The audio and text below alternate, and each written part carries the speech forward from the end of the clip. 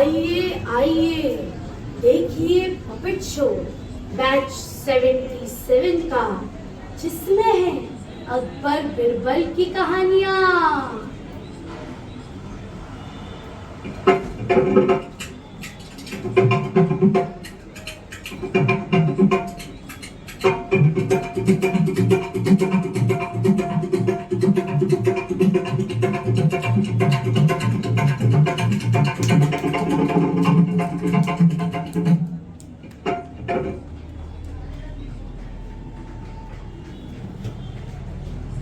दरबार में बादशाह अकबर और मंत्री हाल ही में हुए युद्ध के नुकसान की चर्चा कर रहे थे। तभी अकबर ने कहा, भले ही हमने पिछली जंग जीती थी, लेकिन उससे हमें भारी नुकसान हुआ है। राज्यों का खजाना तो खत्म हुआ ही है, पर उससे भी ज्यादा दुख सिपाहियों के खोने का है। तभी बिरबल ने कहा, सही कहा महाराज, युद्ध से किसी का भला नहीं होता। तो मेरी आपसे यह विनती है कि आगे से हम युद्ध की जगह शांति का मार्ग अपनाएंगे। सही कहा बिरबल, हम इस पर जरूर सोचेंगे। तभी एक सिपाही चीखते हुए आया, खड़क सिंह आया, खड़क सिंह आया। ये किसके नाम का हल्ला मचा रहे हो? खड़क सिंह दुश्मन राज्य का बहुत ही अक्लमंद और बलवान मंत्री है। आज तक उनका राज्य एक भी युद्ध नहीं हारा। हाँ तो वो हमसे क्या लेने आया है? और तभी एक आवाज आई, एक मौका आपको अपने राज्य को बचाने का। जानते हो तुम किससे बात कर रहे हो? तुम्हारी ये हिम्मत? हाँ जानता हूँ महाराज, मैं इस वक्त एक ऐसे राज्य के महाराज से बात कर रहा हूँ जो पिछले युद्ध में बहुत नुकसान सह चुका है, और वो एक और युद्ध का बोझ हरगिज नहीं उठा सकते। तुम साफ साफ अपनी बात रखोगे तो सबके लिए बेहतर होगा। जी राजा बिरबल, जैसे कि आप जानते हैं, एक कमजोर राज्य से युद्ध करना हमारे महाराज को पसंद नहीं। इसलिए हमने सोचा है क्यों न आपको शांति बनाए रखने के लिए एक मौका दिया जाए। मौका? कैसा मौका? हमारे महाराज देखना चाहते हैं क्या आपके मंत्रिमंडल वाकई में होशियार है या सिर्फ ये किस्से कहानियां हैं। इसलिए मैंने हमारे राज्य के पूरा गलकर काला सिंह के हाथों 3 मूर्तियां बनाई है। उसमें से आपको सबसे अद्भुत और सही मूर्तियां चुनकर बतानी है, और वो मूर्ति अद्भुत क्यों नहीं और कैसे हुई व्याख्या में बतानी है। सही जवाब मिलने पर हम युद्ध टाल देंगे, वरना हमारे हाथों ये राज्य के अंत पक्का है। सिर्फ आपके किरदार से कोई 3 मंत्री ही इस चुनौती का हिस्सा बना सकते हैं।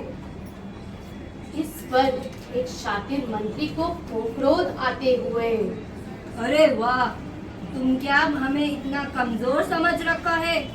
हमारा राज्य दुनिया का सबसे ताकतवर राज्य है। हम तुमसे नहीं डरते। जाओ जाओ, महाराज से कह दो युद्ध की तैयारी करें। हम तुम्हें युद्ध भूमि में देखेंगे। बाकी मंत्री भी चिंतित होते हुए, अरे बादशाह से इस बेइज्जती का बदला लेने के लिए कहते हुए, लेकिन बादशाह की नजर शांत खड़े बिरबल पर पड़ी और उन्होंने बिरबल से उनके विचार से पूछा, जिस पर बिरबल ने बोला, महाराज, इस वक्त हमारा राज्य पिछले युद्ध की मार झेल रहा है, तो अक्लमंदी इसी में होगी कि हम अपने अहंकार को बाजू में रखें और शांति का प्रस्ताव स्वीकार कर लें। क्या बुज़दिलों वाली बातें तो सिर्फ बिरबल ही कर सकता है। महाराज, आप हमें इजाजत दे, हम युद्ध में जीत कर आएंगे। बादशाह इस बात पर सोचा और कड़क सिंह से कहा, ठीक है, हमें तुम्हारी चुनौती मंजूर है। मूर्तियाँ पेश की जाए। ये सुनकर दरबार में सारे लोग आश्चर्यचकित हो गए और एक तनाव भरा माहौल हो गया। इस पर अकबर ने समय ना बर्बाद करते हुए 3 मंत्री चुने। इसमें से एक बिरबल भी था। लीजिए खड़क सिंह जी, हमारे 3 मंत्री हाजिर हैं। कहाँ हैं आपकी 3 मूर्तियाँ? फिर क्या था? ये सुनते ही खड़क सिंह ने अपने झोला खोला और उसमें से 3 एक समान दिखने वाली मूर्तियाँ बाहर निकालकर सामने रख दिया। चलिए फिर शुरुआत करते हैं। पहले आपसे शुरुआत करते हैं मुख्यमंत्री जी। मुख्यमंत्री ही उस मूर्तियों को ऊपर से नीचे, दाएं से बाएं अच्छे से टटोला और बोले, मुझे लगता है यह मूर्तियों की जो बनावटियाँ है वो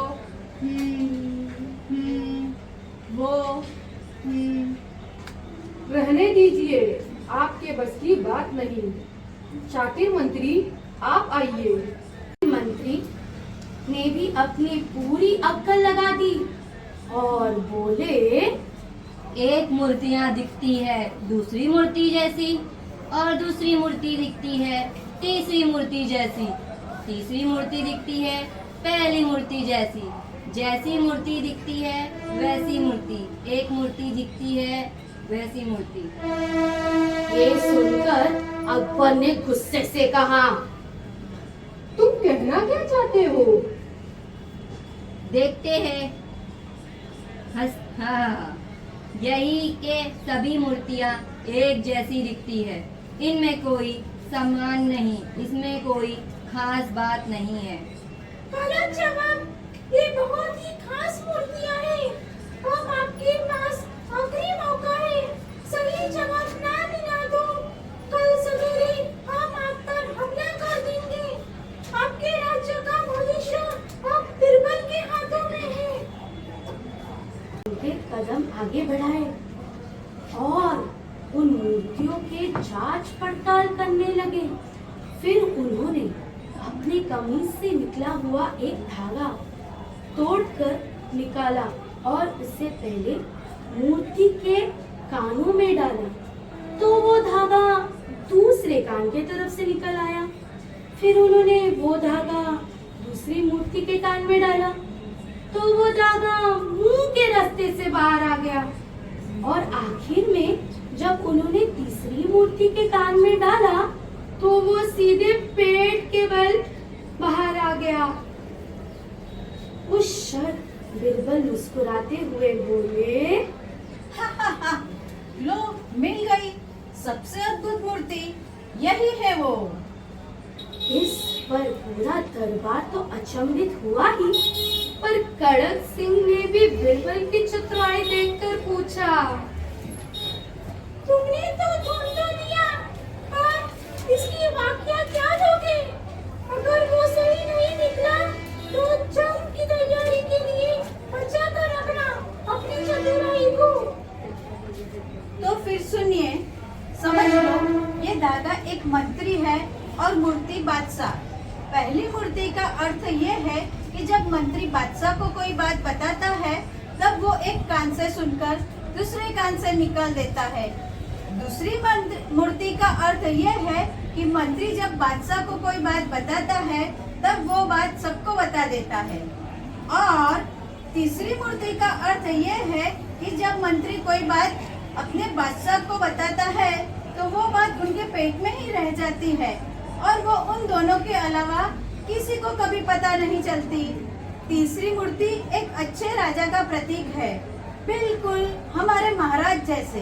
क्यों, सही कहा ना खड़क सिंह? राजा बिरबल, हम आपकी चतुराई से परेशान हुए।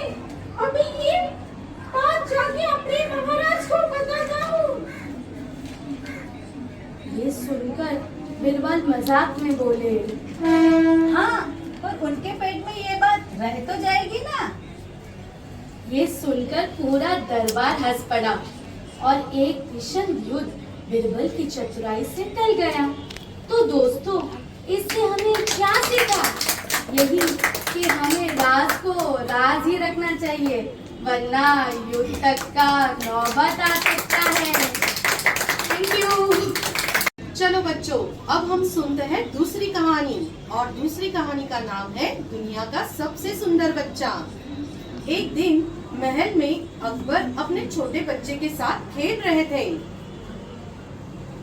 हमारा शहजादा है सबसे प्यारा। ये सुन के दरबार में सभी लोग बच्चे की तारीफ करने लगे। जी बिल्कुल, बादशाह, नन्हा शहजादा दुनिया का सबसे प्यारा और सुंदर बच्चा है।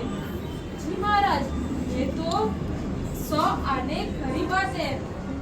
एक एक कर सभी दरबारी शहजादे की तारीफ करने लगे, जिसमें बादशाह भी शामिल थे, सिवाय बिरबल के।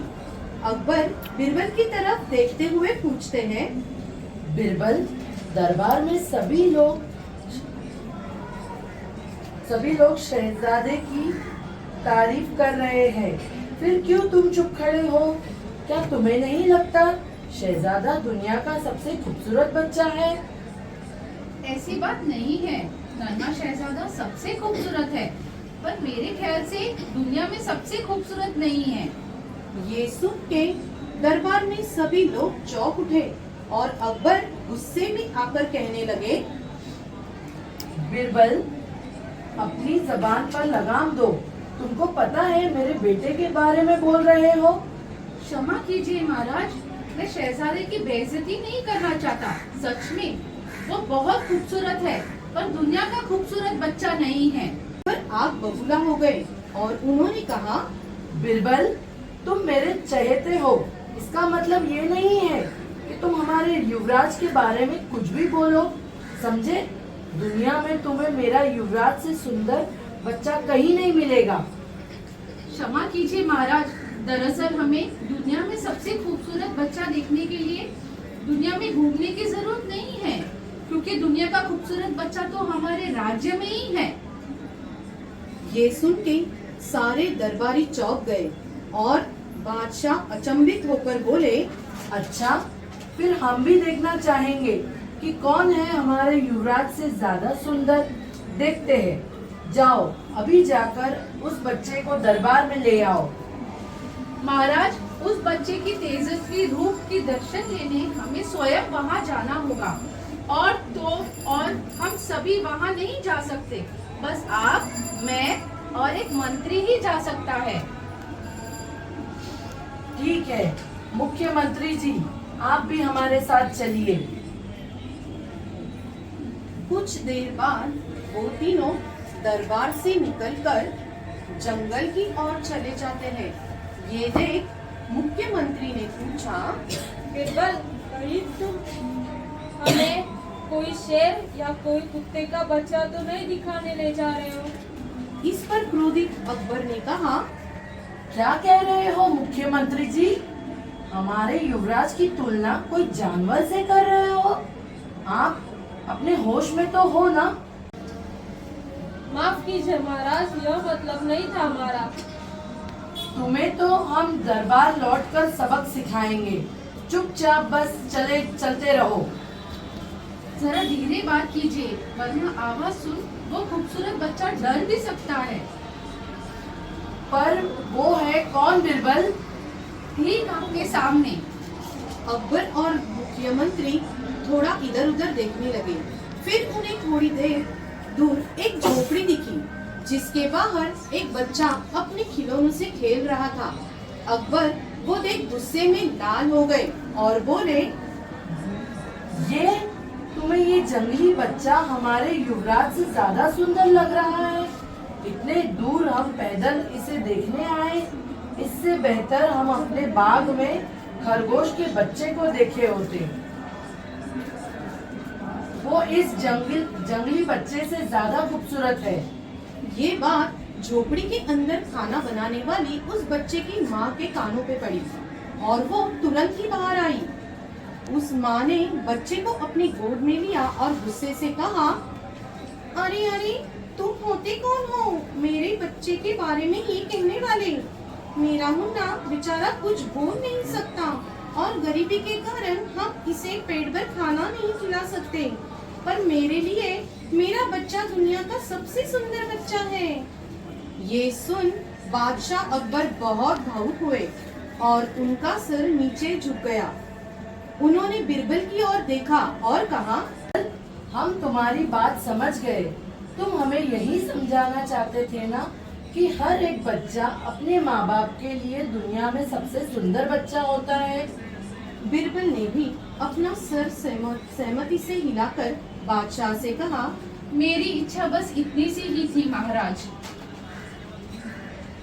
फिर बादशाह ने उस माँ के पास जाके विनम्रता से हाथ जोड़कर कहा, हमें माफ कर दीजिए देवी जी, हमने आपके बच्चे के बारे में भला बुरा कहा।